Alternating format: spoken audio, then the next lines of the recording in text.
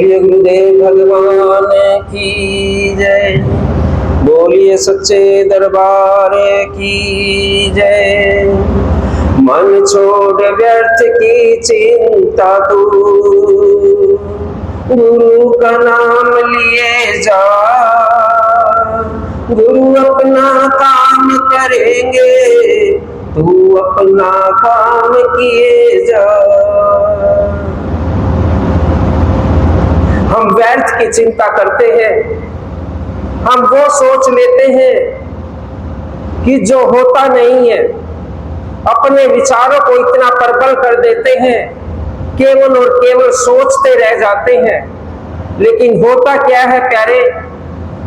केवल वही होता है जो परमात्मा सोचता है, जो माता रानी सोचती है, उसी प्रकार से हमारे कार्य होते हैं। अगर हमारे सोचने से कार्य हो जाए तो गुरुदेव भगवान की और माता रानी की क्या आवश्यकता पड़ेगी? क्या भगवान की हमें जरूरत पड़ेगी? बीमार हो गया कोई व्यक्ति, सोच ले कि मैं ठीक हो जाऊं और वो ठीक हो जाए, तो किसकी जरूरत? किसी की नहीं। लेकिन प्यारे एक बात बताता हूं, कुछ भी सोचना तुम्हारे हिसाब से, मेरे हिसाब से कुछ नहीं होगा। होगा तो केवल और केवल परमात्मा के हिसाब से। अपनी उम्मीदों को थोड़ा कम कर दो, अपनी उम्मीदों को थोड़ा सा कम कर दो, सोचने की शक्ति को थोड़ा घटाकर और अपनी माता रानी के चरणों में ध्यान लगा दो। मैं दावे के साथ कहता हूं कि आपको कभी कुछ मांगना नहीं पड़ेगा भगवान से, गुरुदेव भगवान से। जो आपको चाहिए वो सत्संग में ही आपको दे देंगे।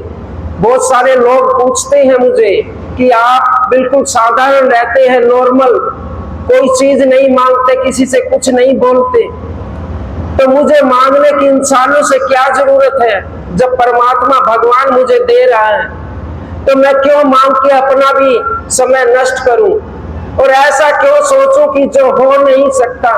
केवल वो सोचूं कि परमात्मा ऐसा करना कि मेरे घर कोई आए, मैं उसकी इज्जत कर दूं और बाकी से बस मेरा घर ठीक ठाक चलता रहे, इतनी कृपा बनाए रखना। धन ना मांगना, धन तुम्हारे किसी काम ना आएगा। बहुत मरते हुए लोग मैंने देखे हैं, और धनवान व्यक्ति वो भी मरते हुए देखे, किसी ने उनके पास नोटों के बंडल नहीं जलाए, केवल और केवल जो भी उनके पास सामान था सब निकाल लिया और ऐसे ही उनको अंतिम संस्कार कर दिया। तो कौन सा धन काम आया प्यारे तुम्हारे?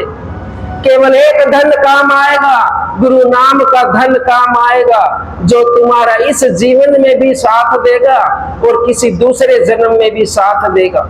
इस संसार की कोई वस्तु तुम अपने साथ नहीं ले जा सकते, एक सुई की नोक बराबर कोई सामान नहीं ले जा सकते। ले जा सकते हैं तो केवल धर्म और कर्म, अपने अच्छे कर्म और अपने सद्कर्म और गुरु नाम की महिमा ले जा सकते हैं। कहते हैं गुरुदेव भगवान कहते हैं कि जितने भी अच्छे कार्य हैं परमात्मा सब अपने पास रख लेता है, उसे हमें नहीं देता कि मैंने अच्छे कार्य क्या किए हैं। हम सब लोग भूल जाते हैं अच्छे कार्य को, और जो बुरे कार्य हम करते हैं वो हमें वापस दे देता है, हमें याद दिलाता है बार बार कि तूने बहुत बुरा कर्म किया है, सुधर जा। क्योंकि अच्छे कार्य वो अपने पास रख के उनको ब्याज सहित हमें लौटाता है। तो प्यारे बार बार हमें याद दिलाता है गुरु नाम की महिमा। एक नाम के आश्रित होना तो समझो परमात्मा के नाम आश्रित होना। अगर जगह जगह भटक गए, कुछ काम ना होगा, एक ऐसा महामंत्र, गुरु मंत्र ऐसा अपने पास रख लो, कहीं भी फंस जाओ, केवल 5 बार उसका सुमरन करो, ना निकले तो मेरा कान पकड़ लेना, कह दो जय माता दी। तो प्यारे कहते हैं कि सत्य को कभी दबाया जा नहीं सकता। आज नहीं तो कल, कल नहीं तो परसों एक दिन ऊपर आएगा और सभी को पता चलेगा कि सच क्या है। रंग के लिए भी सत्य एक समान है, और एक राजा के लिए भी एक समान है, और एक गृहस्थी के लिए भी एक समान है, और एक साधु संत के लिए भी एक समान है। सत्य किसी के लिए भेदभाव नहीं करता। ना किसी को ऊपर दिखाता, ना किसी को नीचे दिखाता। सत्य केवल सत्य है, सत्य का पालन करने वाले लोग तर जाते हैं। इसीलिए प्यारे, जो गुरु नाम का सुमरन करते हैं वो भी ऐसे ही तर जाते हैं जैसे कि सत्य के आधार पर तर जाते हैं। गुरु नाम भी आज नहीं तो कल, कल नहीं तो परसों तुम्हारे साथ जरूर खड़ा हो जाएगा। जिस प्रकार भगवान को भोग लगाते हो उसी प्रकार अपने भगवान को, गुरुदेव भगवान के नाम का भी भोग लगाया करो, तो तुम्हें कोई रोक नहीं सकता। तुम्हें बोलने की आवश्यकता नहीं पड़ेगी, केवल सोचना, वही कार्य तुम्हारा हो जाएगा। कह दो जय माता दी। तो प्यारे, गुरु नाम की महिमा का जितना बखान किया जाए इतना कम है, क्योंकि गुरुदेव भगवान से हम साक्षात मिल सकते हैं, अपनी सारी समस्याओं का हल उनसे ले सकते हैं और एक ना एक ऐसा उपाय हमें बता देंगे कि जिस समस्या में हम जूझ रहे हैं उससे हाथ पकड़कर बाहर निकाल देंगे। तो प्यारे, गुरु नाम कभी खराब ना जाएगा। गुरु नाम लेने से हमारी सद्गति हो जाएगी। जो कहते हैं वैतन नदी में रुक गया, मरने के बाद इंसान, गुरु कुरान में पढ़ते हैं, उस वैतन नदी से पार जाने का रास्ता भी गुरु नाम के द्वारा लिया जाता है। प्यारे, अपने आप साफ रास्ता तुम्हें मिल जाता है। कह दो जय माता दी। तो प्यारे, सत्संग होते रहते हैं, भगवान की माँ की महिमा चर्चा चलती रहती है। तो एक भगत ने पूछा कि गुरुजी, सारे को सत्संग करते हो, गांव में भी जाते हो, शहर में भी जाते हो, और मैं इन भक्तों से कहता हूँ दिल्ली भी सत्संग करता हूँ, सब जगह करता हूँ। सबकी लाइफ अलग अलग है, सबका सुनने का तरीका अलग अलग है। जिस प्रेम भाव से ये साध संगत सुनती है सत्संग को, इस प्रकार कोई नहीं सुनता। केवल अपना फर्ज अदा करते हैं, मत्था टेकते हैं, भगवान के सामने हाथ जोड़े और निकल लिए। उसकी भी आवश्यकता नहीं है, वो तो वहीं से जोड़ सकते हो। दिखावे की परमात्मा को कोई जरूरत नहीं, परमात्मा तो हमारे अंदर बसते हैं। गुरुदेव भगवान केवल रास्ता बताते हैं कि उस तक पहुंचना तुम्हें कैसे है। कह दो जय माता दी। तो प्यारे, कहा कि गांव में कैसे सत्संग करते और शहर में कितना अंतर है। मैं कहा भाई, गांव में सत्संग करता हूं, घर भले ही दूर दूर हैं लेकिन दिल उनके बहुत पास पास है। एक बारी किसी गांव में चले जाओ, पता चल जाए कि सत्संग हो रहा है, पूरा गांव इकट्ठा होकर सत्संग सुनने के लिए आ जाएगा। किसी शहर में चले जाओ, वो गली के भगत भी नहीं आएंगे जहां पर तुम सत्संग कर रहे। भले ही शहर के घर पास पास है लेकिन दिल इतने दूर दूर हैं कि उनको मिलाना असंभव है। प्यारे, जिसके घर में सत्संग हो रहा है ना, केवल वही सोचते हैं सब ये तो इन्होंने करवाया है। अरे भाई, सत्संग किसी एक व्यक्ति का नहीं, ना ही किसी व्यक्तिगत से किया जाता, वो सबको समान रूप से सुनाया जाता है। और सत्संग में कोई भी आ सकता है तो वही अपने जीवन का कल्याण कर सकता है। प्यारे, कह दो जय माता दी। तो प्यारे, अपने सत्संग को, इस सत्संग की महिमा को, गुरु महिमा को कहते हैं, इन गुरुदेव भगवान ने ऐसे ऐसे कार्य किए हैं जिनको बताना हमारे शब्दों में भी नहीं है, हम उनको बता नहीं सकते। लेकिन हर व्यक्ति के साथ एक चमत्कार, हर व्यक्ति के साथ एक ऐसा कार्य जो असंभव, जो होने वाला नहीं है, वो हुआ है। यहाँ कोई ऐसा व्यक्ति नहीं बैठा है जिसके साथ चमत्कार ना हुआ हो, क्योंकि ऐसे तो प्यारे कोई नहीं आता, अपना समय खराब नहीं करता। केवल इस गुरु नाम की महिमा का ये चर्चा है। और मैं कहता हूं, जिसने गुरु नाम लिया है उसके साथ तो सदैव ही चमत्कार होगा। एक भगत ने कहा कि मैंने गुरु नाम लिया और मेरे घर में सब ठीक ठाक नहीं है, कोई बीमार, कोई कुछ। लेकिन प्यारे, गुरु नाम तो केवल तुमने लिया, गुरु नाम तो केवल तुमने भजा, उसने तो गुरु नाम नहीं लिया जो तुम्हारे घर में है। उसकी जिम्मेवारी गुरु की नहीं, उसकी जिम्मेवारी तो तुम्हारी है। लेकिन जिसने गुरु नाम लिया उसकी जिम्मेवारी नहीं, उसकी तो 100% गारंटी गुरु जी की है। कह दो जय माता दी। तो प्यारे, एक बहुत सुंदर कथा, और उस कथा को सुनकर हम अपने जीवन को आगे बढ़ा सकते हैं, भगवान के चरणों में लगा सकते हैं। ये भी सत्संग रोज थोड़ा थोड़ा सुनने से हमारे को सद्गति प्राप्त करवाता है, हमारे हृदय से जितनी भी बुराइयां हैं उनको ये दूर करता है। क्योंकि हम अगर सत्संग को सुनते रहे, आज कल परसों तरसों जैसी संगत में बैठेंगे वैसी रंगत होना निश्चित है प्यारे। तो इस सत्संग का आनंद बड़े प्रेम से और भाव से लेना। एक भगत जिसका नाम शिवदास, सावन का महीना चला हुआ है, भोले बाबा की कृपा बहुत है, और मैं बताता रहता हूं, चौमास भी चले हुए हैं,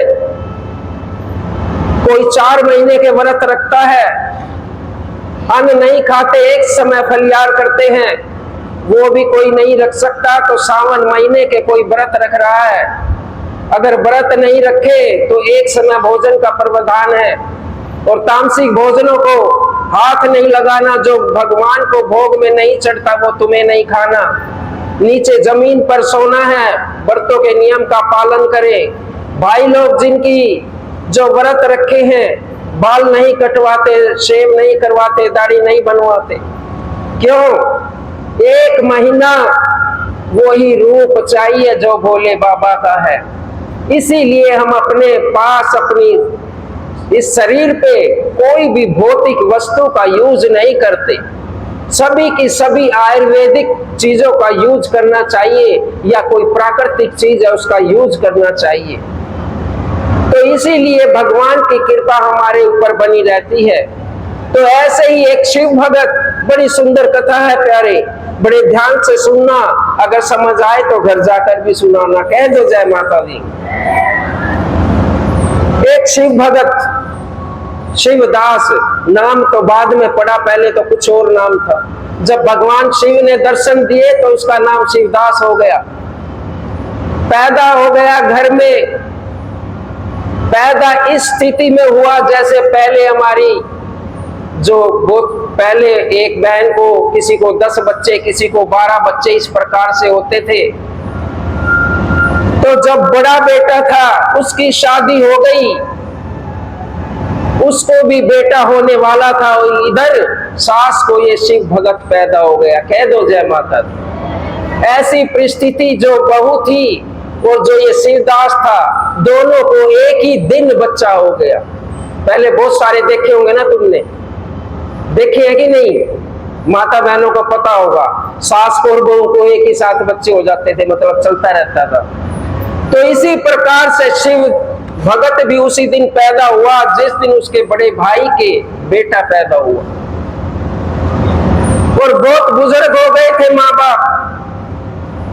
बहुत सुंदर था देखने में, 4-5 साल की आयु हो गई, जो भी उसे देख ले मोहित हो जाए।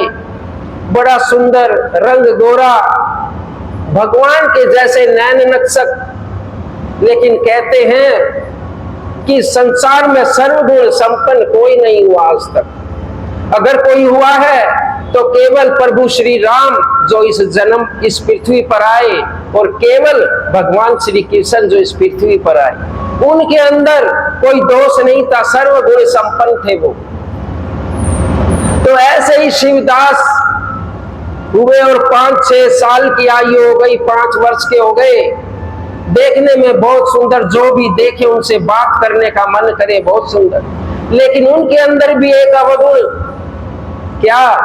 ना तो बोल सकते और ना सुन सकते, दोनों ही पैदाइशी से खत्म। लेकिन कोई देख ले, मोहित इतना हो जाए कि बार बार उसके पास जाने का मन करे, केवल ये सोचकर इस बच्चे से मैं बात करूं, कितना सुंदर है, कितना मनमोहक है।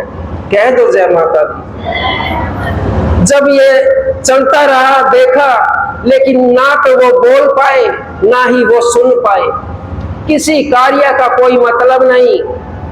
कहते हैं प्यारे, जब भक्ति हमें मिलती है वो एक जन्म की नहीं होती, जन्म जन्म की इकट्ठी होकर तब हमें भक्ति प्रदान होती है। एक जन्म में भक्ति को कोई नहीं कमा सकता। आज तुम इस गुरु आश्रम में बैठे हो, गुरु दरबार में बैठे हो और ये सत्संग सुन रहे हो, ये भी जन्मों जन्मों की भक्ति है। गुरुदेव तुम्हारे सामने बैठे हैं प्यारे। तुम अपनी नेत्रों से गुरुदेव के दर्शन कर रहे हो, ये भी तुम्हारी जन्मों जन्मों की भक्ति है। बहुत सारे ऐसे भगत हैं, गुरु बना लिया, गुरु देखे नहीं। गुरु बना लिया, गुरु से कभी बात नहीं हुई। अपनी समस्या का हल तो तब रखेगा जब उनसे कोई मिलने दे प्यारे। कह दो जय माता दी। तो प्यारे इतना सुंदर, लेकिन ना सुने ना बोले। और जो बड़े भाई की पत्नी बड़ी करूर और थोड़े दिन बाद माँ बाप चल बसे, शिवदास अकेला रह गया और एक बूढ़ी दादी रह गई। वो कितने दिन चलती बिचारी, वो लेके सब जगह घूमती रही कि ये मेरा पोता है, इसको ना तो सुनाई देता और ना ये बोल पाता। कोई ऐसा है या कोई ऐसा साधु संत जो मेरे पोते को बुलवा दे और सुनवा दे। लेकिन बहुत जगह घूमी, कोई फर्क ना पड़ा। सब जगह दिखाया, वो भी हार थक कर बैठ गई, बूढ़ी हो गई थी और वो भी चल बसी। कह दो जय माता दी। अब तो शिवदास अकेला रह गया। भाई भाभी का कोई रोल नहीं, क्योंकि बच्चों के समान कोई इधर थप्पड़ मार दे तो कोई उधर मारते, कोई मान सम्मान की बात नहीं।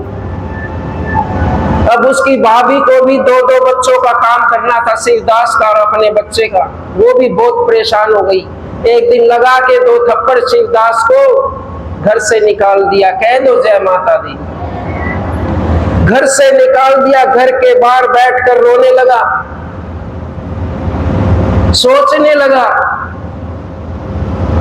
कि मेरी छोटी आयु में मेरे माँ बाप चले गए। सोच रहा, बोल नहीं सकता, ना सुन सकता, केवल सोच सकता। मेरी दादी चली गई, मेरा भाई मेरी तरफ कोई ध्यान नहीं दे रहा, मैं कहां जाऊंगा। लेकिन हो सकता है भगवान मुझे अपने चरणों में ले ले। अगर उनकी कृपा हो जाए तो मुझे इन किसी व्यक्तियों की जरूरत नहीं है प्यारे।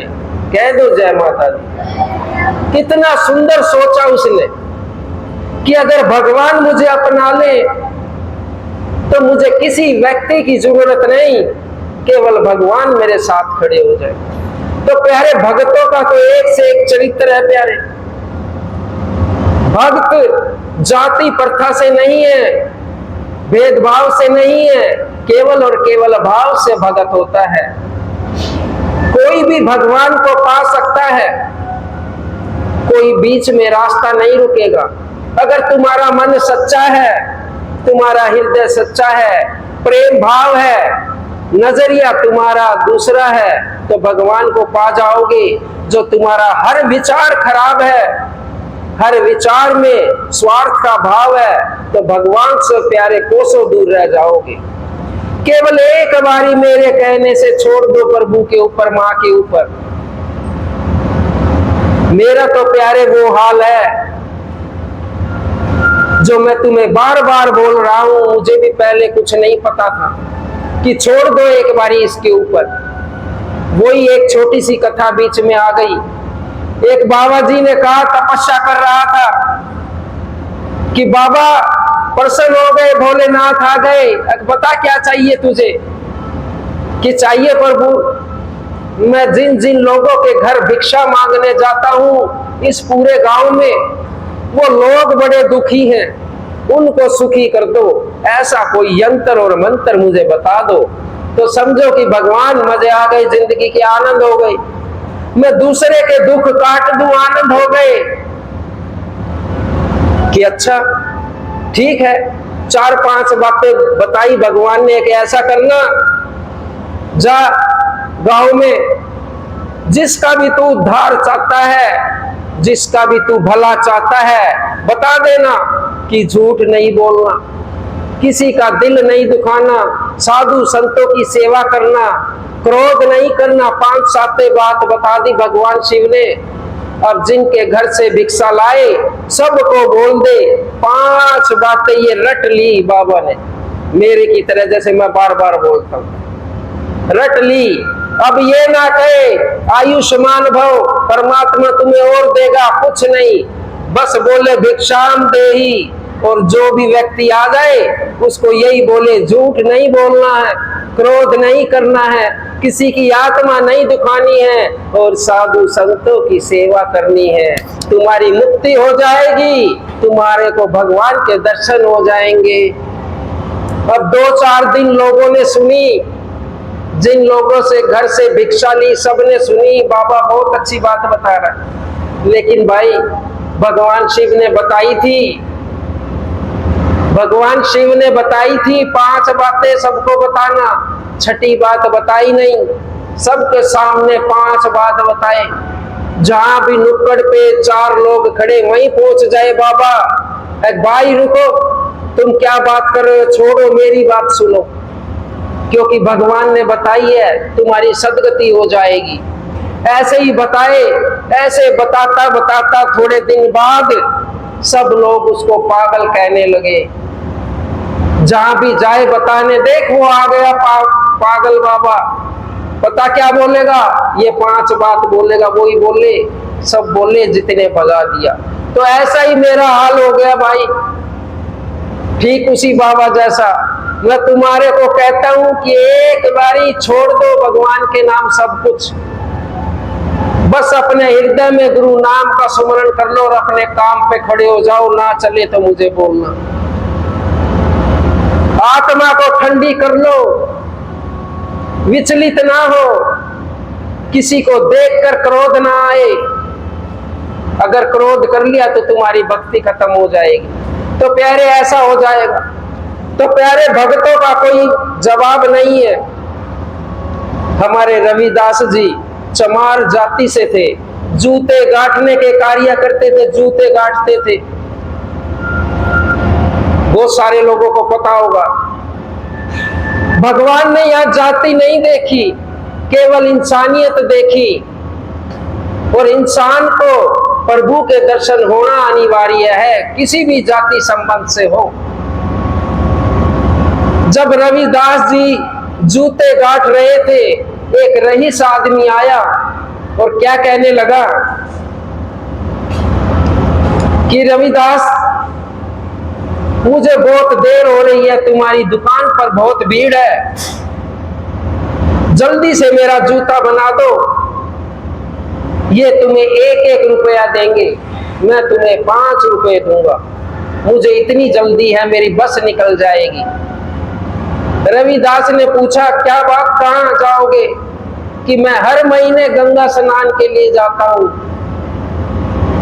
और मेरी बस निकल गई तो मेरा स्नान रह जाएगा, भले ही तुम 5 रुपए ले लो, ये सब लोग तुम्हें 1-1 देंगे, पहले मेरा जूता बना दो। कह दो जय माता दी। जब प्यारे ये बात सुनी रविदास जी ने तो कहा कि एक काम कर दोगे, तुम्हारा जूता पहले बना दूंगा। मैं भी जाता था हरिद्वार नहाने के लिए, गंगा में स्नान करने के लिए, और देखो मेरे पास कितना काम है, मैं जा नहीं सकता, मेरा प्रसाद ले जाओ और गंगा मैया को दे देना। जैसे ही वो धनी व्यक्ति मुड़ा, पीछे से रविदास जी ने आवाज लगाई कि रुको, एक काम करना, जब तुम स्नान कर लो गंगा में, फिर दोबारा से गंगा में घुसना और ये कहना कि रविदास जी ने, तुम्हारे भक्त ने प्रसाद भेजा है, उसको ले लो। अगर गंगा माँ हाथ बढ़ाकर ले ले तो दे देना, और जो हाथ ना आए तो मत देना। कह दो जय माता दी। वो व्यक्ति सोचता जाए बेचारा कि ऐसा तो भगत मैंने देखा नहीं और ऐसा सुना भी नहीं कि हाथ बढ़ाकर प्रसाद ले ले साक्षात भगवान। लेकिन ठीक है, देखता हूं, करके देखता हूं। हंसता हुआ गया और गंगा में स्नान किया, दोबारा से रविदास जी का प्रसाद उठाया, गंगा में घुसा कि ए गंगा मैया, रविदास जी ने तुम्हारे लिए प्रसाद भेजा है, इसको ले लो। और ये भी कहा है तुम लोगी तो मैं दूंगा, तुम्हारे हाथ आएंगे, नहीं तो मैं वापस लेकर जाऊंगा। कह दो जय माता दी। तो प्यारे भक्तों का कोई जवाब नहीं है। भक्ति के सामने कोई कार्य हमारे आड़े नहीं आता। संसार का कोई भी कार्य कर सकते हो, भक्ति एक अलग दर्जे से की जाती है। वो प्रेम से, दिल से, आत्मा से होती है। जैसे ही बोला उस भगत ने, तो तुरंत गंगा माँ के हाथ निकलकर, सुंदर हाथ निकलकर गंगा से बाहर आए और आवाज लगाई कि तो रविदास ने जो प्रसाद भेजा है मुझे दे दो। और हाथ में लिए और अंतर ध्यान हो गई। कुछ देर बाद आई, एक सोने का हीरे जड़ित कंगन लेकर आई और आवाज लगाई, एक जा, मेरा भगत बैठा है रविदास, उसको दे देना। कह दो जय माता दी। जोर से बोलो भाई, कह दो जय माता दी। तो मेरे भगत को ये कंगन प्रसाद रूप में दे देना। इतना सुंदर कंगन, तरह तरह के हीरे जड़े, देखकर उस व्यक्ति के मन में लालच आ गया कि रविदास को क्या पता गंगा माँ ने क्या दिया है, हीरे से जड़ा कंगन दिया है या कुछ और खाने पीने का प्रसाद दिया है। वहीं से गंगा से एक फूले का पैकेट ले लिया, जो हम भी लाते हैं सब, जो प्रसाद बांटने के लिए, कि रविदास को ये दे दूंगा और इस कंगन को बेचकर मैं बहुत सारा धन ले लूंगा। कह दो जय माता दी। बहुत दुकानों पर पूछता आया, मन में काला आ गया, चोर आ गया, मैल आ गया। बहुत सारी दुकानों पे पूछा, लेकिन कोई उस कंगन की कीमत देने में समर्थ नहीं रहा कि ये कंगन बहुत महंगा है, इतने पैसे हमारे पास नहीं है। अब उसने सोचा कि क्यों ना एक काम करूं, इस नगरी के राजा को ही बेच देता हूं और बहुत सारा धन मिल जाएगा मुझे तो, और मेरा बाकी का जीवन बड़े आराम से कट जाएगा। कह दो जय माता दी। और ये सारी घटनाएं है ना, भगवान तुम्हें दर्शन दे सकते हैं, बस केवल और केवल नाम सुमरने की जरूरत है। कि दर्शन वो गया कि राजा को मैं ये कंगन दे दूं और बहुत धन मिल जाएगा। राजा के पास गया कि राजा साहब, मेरे पास ये कंगन बड़ा कीमती है और मुझे जरूरत है धन की, आप इसका धन लगाकर मुझे दे दो, मेरा काम चल जाएगा। जब वो कंगन देखा, राजा ने अपने जोरियों को बुलाया, चेक कराया, करोड़ों में कीमत थी उस टाइम। राजा बोला कि इतना कीमती कंगन कहां से? ये तो मेरे पुरखों की निशानी है महाराज, पुरखों की निशानी है। राजा ने वही कंगन अपनी पत्नी को दिखाया कि देखो कितना सुंदर कंगन है, इसे अभी मैं खरीदूंगा तुम्हारे लिए। पत्नी ने देखते ही बोल दिया, राजा की पत्नी ने, कि एक कंगन कोई महिला नहीं पहनती है, ऐसा ही सेम कंगन दूसरा मेरे हाथ में चाहिए, तब लेना, नहीं तो नहीं लेना। इस कंगन को किसी काम का नहीं है, क्योंकि महिलाओं में भी बहुत बुद्धि होती है। इन भाई लोगों में तो कोई बुद्धि नहीं है। ये बेचारे सबके अगर है ना, इन माता बहन ये चलाती है सबके। और हमारे सुभाष जी तो बहुत जोर जोर से बोलते हैं, जब से मेरी शादी हुई है आनंद हो गया। तो भाई सुभाष के लिए जोरदार तालियां बता। ये पत्नी भगत है, पत्नी भगत भाई वाह। तो जब उस रानी ने कहा कि दूसरा कंगन मुझे ऐसा ही दे दो, तब लेना, नहीं तो नहीं लेना। राजा ने बड़ी सख्ती से पूछा कि दूसरा कंगन लाओ, कहां है? जब ये कहा कि मेरे पास नहीं है, तो ठीक है, तुम्हें फांसी पे चढ़वा दूंगा, नहीं तो बताओ दूसरा कहां है। तो डर के मारे उस धनी व्यक्ति ने सारी बात बता दी कि ऐसे ऐसे ये गंगा माँ ने दिया है, रविदास का ये कंगन है, उसको मैंने लौटाना था और मैंने दिया नहीं, मेरे मन में पाप आ गया। मैं सोचता था कि ये पूरा धन मेरे पास आ जाएगा। रविदास तो एक जूते गांठने वाला साधारण व्यक्ति है, उसको क्या पता चलेगा कि गंगा माँ ने क्या दिया। कह दो जय माता दी। राजा ने और रानी ने कंगन लिया, रविदास की सारी बात सुनी, पहुंच गए रविदास के पास। राजा रानी दोनों खड़े एक मोची की दुकान पर, जिसका कोई अस्तित्व नहीं। राजा को जाते हुए भी शर्म आए, लेकिन चले गए दोनों और कहा कि ये सारी घटना राजा ने रविदास जी को बताई कि ये कंगन गंगा माँ ने तुम्हारे लिए दिया था और ये ऐसे ऐसे ये बेचने आए था और इसने ये सारी बात बताई है। रविदास जी खड़े हो गए तो राजा ने कहा कि एक काम करो रविदास जी, गंगा माँ के पास चलते हैं, वहीं पर जहां से ये कंगन मिला था, और एक कंगन और ला दो, मेरी पत्नी जिद कर रही है। कह दो जय माता दी। दोनों कंगन चाहिए, जब बात बनेगी, नहीं तो नहीं बनेगी। रविदास जी भी पहुंचे हुए थे कि महाराज गंगा का स्नान करने जाओगे, एक दिन लग जाएगा, पुराना समय था। सुबह से चलेंगे, शाम तक पहुंचेंगे। एक काम कर तू, गंगा को यहीं बुला देते। जब राजा ने यह बात सुनी तो चौंक गया कि गंगा को यहाँ बुला देते। कि हाँ, जिस पत्थर पर चमड़ा पीटता था उस पत्थर को हटाया, वहां से गंगा की उत्पत्ति हुई। गंगा निकल के आई और रविदास जी ने उस गंगा में हाथ डाला, एक कंगन नहीं, सैकड़ों कंगन निकालकर बाहर फेंक दिए। कह दो जय माता। कहा कि राजा छांट ले, कौन सा कंगन चाहिए, जो तेरे हाथ में है वो ले ले, बाकी इस गंगा जी में डाल दे। जब ये देखा, ये महिमा देखी कि गंगा को भी यहां बुला लिया, जो राजा के हाथ में कंगन था वो भी रविदास जी को दे दिया और झोली फैला दोनों राजा रानी ने। कहने लगे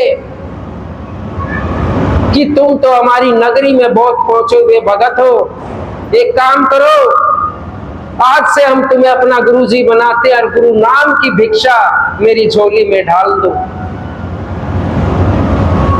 दोनों राजा और रानी ने गुरु नाम लिया और गुरु नाम सिमटकर उतर गए। कह दो जय माता दी। तो प्यारे, भक्ति करो, ऐसी करो, तुम्हारे काम के बीच में कुछ नहीं आएगा, कुछ भी नहीं आएगा। कैसा ही भी काम कर लो, कहीं भगवान तुम्हें डिस्टर्ब नहीं करेंगे आकर कि तुम क्या कर रहे हो, कुछ नहीं आएगा। सदना कसाई मांस बेचते थे, मांस, और उसी भगवान जी से तोलते थे, और जितना कोई व्यक्ति मांगता था उतना ही तोल बना देते थे। भगवान जी मांस काट काट कर बेचते थे। भगवान को बड़ी प्रसन्नता हुई वहां कि मेरा नाम लेता है। नाम से कोई काम नहीं है भगवान का, केवल और केवल सुमरण से नाम है। तो प्यारे, ऐसे ही उतर गए। अब बेचारा शिवदास ये सोचे कि घर जाऊं, कहां जाऊं। सोचने लगा कि परमात्मा मुझे अपने चरणों में ले ले तो मेरी सदगति हो जाएगी, मेरा इस संसार में अब कोई नहीं है।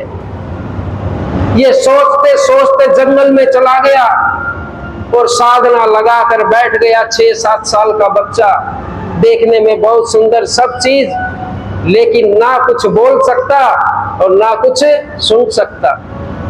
जब ये साधना देखी, भोले बाबा प्रसन्न हो गए और सामने आ गए, क्योंकि दुख का मारा भगत कहते हैं भगवान भी दुख में मिलते हैं। सुख में क्या मिलता है बताओ, कोई क्या मिलता है? सुख में तो कमरे में लगा हुआ एसी मिलता है, काम करने के लिए 10-5 नौकर मिलते हैं, घूमने के लिए गाड़ी मिलती है, उसे बोलते हैं सुख। दुख में परमात्मा आ जाते हैं क्योंकि अकेला होता है। दुख हमेशा अकेले व्यक्ति पे आता है, पूरे घर पे कहाँ आता है भाई? किसी का बाप मरता है तो उस बेटे से पूछ कर देखो कि कितना दुख है। किसी की माँ मरती है तो उस बेटे से पूछो कितना दुख। तो भगवान शिव आ गए। अब सामने आंखें बंद करके बैठा। भगवान शिव ने कहा कि आंखें खोलो। सुनाई कुछ देता नहीं, बोल कुछ पाते नहीं। भगवान शिव आए और शिवदास के सर पर हाथ रखा। जैसे ही सर पे हाथ रखा, उन्हें सुनाई भी देने लगा और बोलने भी लगे। कह दो जय माता दी। तब से उस भगत का नाम शिवदास पड़ा और अंत समय में साधना करते करते शिवलोक को प्राप्त हो गए। कह दो जय माता दी। तो कौन कौन चाहता है ऐसी भक्ति करना? कौन कौन चाहता है ऐसा गुरु नाम सुमरना, जो बिना बताए तुम्हारा पता चल जाए कि तुम भगत हो? अब मैं ये बोलूं कि मैं बहुत बड़ा भगत हूं ना, कुछ नहीं। जिसने बोल दिया उसके पास कुछ नहीं है। बिना बताए मालूम चल जाए, 2 मिनट बात करो पता चल जाएगा कैसा इंसान। तो ऐसे ही भगत का पता चल जाएगा प्यारे। तो कहते हैं शिवलोक को प्राप्त हो गए शिव भगत शिवदास जी। और जब भगवान शिव सामने दर्शन दे रहे थे, 6 साल के बच्चे को जब बोलना प्रथम बार बोला, तो भगवान शिव की स्तुति करने लगे। वो स्तुति करके प्रसन्न कर दिया। क्यों? क्योंकि भोले बाबा ने उनके सर पर हाथ रख दिया, पूरे ब्रह्मांड का ज्ञान दे दिया उनको। कह दो जय माता दी।